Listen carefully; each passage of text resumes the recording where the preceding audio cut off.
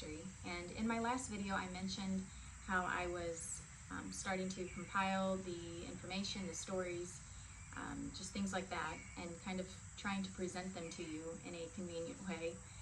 And so I just wanted to talk to you a little bit about that. So back in November or December, I was in adoration, which is where we go to pray in front of the Blessed Sacrament. You know, we believe that it is truly Jesus there, and we just pray and worship and adore. We just sit or kneel. And when I was praying, Jesus made it very, very clear that it was time to work on this. And I just kind of got overwhelmed because there's just so much. There's so many stories. I have a hard time summarizing. I'm sure you've noticed that from the stories if you've read any of them.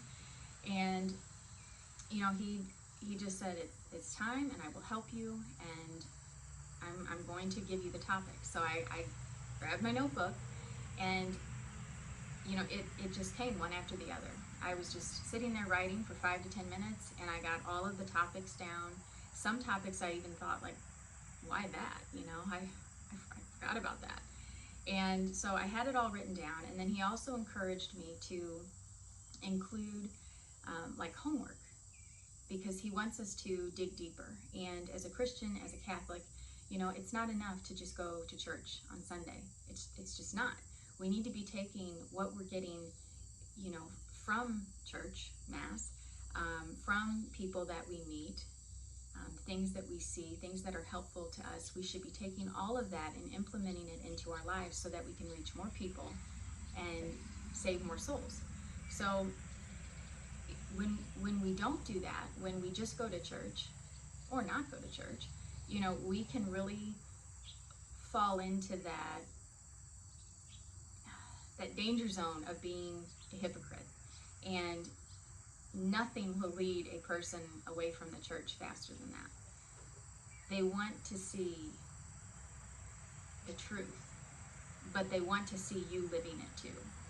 You know, it has to be enough to not only transform them, but it needs to be enough for them to see that you've been transformed. So it's really, really important to dig deeper, and we're going to do that. And I'll be including just different links, you know, things that you should either listen to, or just maybe some music or things to meditate on, just to help you in that process. So back to what I was saying, I was writing the topics down, and then I said, okay, Lord, what do you want this book to be called? And I hate to admit this, but I was almost being sarcastic, because, well, I wasn't very happy about having to do it in the first place. And then it's like I didn't know if he was really going to tell me the name of the book. You know, it's so hard for us at times to know if the Lord is really speaking to us. And we need to do our best to listen and then watch to see the fruits from that. And that's kind of a way to discern whether or not we're truly hearing. So I asked him, and immediately it was just Fiat, the resounding yes that will transform your life. And I thought, Fiat? And I thought of the car. I'm like, clearly that's not it. And then I'm thinking, I need to look that up, because I've heard of it. I've seen it on, you know, shirts, people's shirts that they wear and stuff like that, but I forgot what it meant. So I looked it up, and Fiat means thy will be done. And nobody said it better than Jesus. You know, so often I forget that he didn't want to die. I mean, he knew the reason he was on earth, but God is God, and he can do anything. And he didn't have to die. But that was the plan. So when he was in the garden, he was terrified. He was sweating blood. And he begged God to let the cup pass. He did not want to die. But God said that was his will. And what did Jesus say? Thy will be done. So we have Jesus that said it. And we have Mary, his mother, who said it many, many, many times throughout her life. She did not have to accept the will of God. She did not have to carry Jesus in her womb for 9 months for all of us. And it wasn't like her life was easy. It was horribly sad, and I'm sure extremely difficult every day. But she said yes. So we can learn a lot from their Fiat, and from the saints that have gone before us and are in heaven. They all had that same Fiat.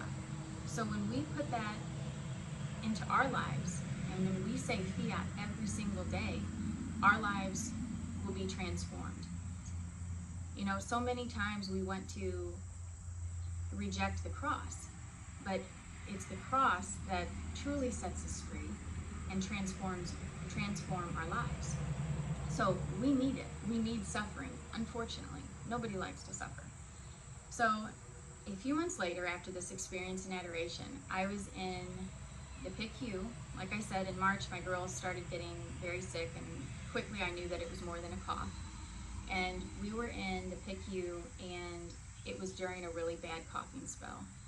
And I just remember thinking, where are you? Like, Jesus, where are you at? And all of a sudden I saw myself, it was like out of body, I saw myself in a very dark room. And I was searching for the light, like the light switch. And it was like, oh my gosh, whenever we're in trouble, whenever we're in, trying times, we have to search for the light. It's not just enough to stand there. We need to be actively looking for the light. And when we find it, we need to envelop in the light, or the spirit of fear comes back. So, after that, I got everything settled back down. I got my baby back to sleep, and I sat down and I just thought, okay, wow, And all of a sudden I just heard Jesus again. He said, it is time. And I'm just like, really? I'm in the hospital? I don't even know if I'm going to be able to get my baby back home. It's not looking good. And now you want me to sit down and write all this stuff and work on this. And so I grabbed the remote and I turned on the TV, and it was EWTN, and I did not turn it on, that channel. So it was already on that channel, and it was Mother Angelica. And she was reading from the Bible. And the first words from her mouth, she said, there is a time to be silent and a time to speak. And she closed the Bible and she said, so how do we know when it's time to speak?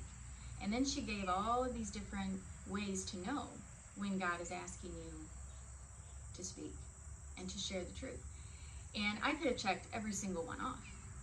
And I just started crying, because I'm like, okay, Lord, you win. I'm going to do it. Whether or not I walk out of here with my baby, I am going to work on this for you. I'm going to work on it. And, that Fiat stuck with me even during the hospital, because to know that she could be taken at any moment, any of our children, any of our loved ones, we have to keep saying, thy will be done, and keep going, and keep going.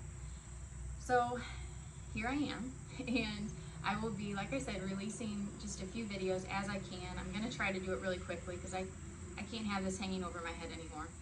And I do feel that, these messages are for our time. And, time is of the essence. So conversion, it's a process, and that's why it's so important to convert now, because even if you see a miracle, it still takes time to process that miracle and to grow in your faith, and to really get that unshakable faith to where you'll remain faithful the rest of your life. So I'll do my best to get everything in order and out to you. And I hope that it's convenient. I hope that you get something from it, or if you know of anybody that might get something from it, please share with them. Thank you so much. Have a good day.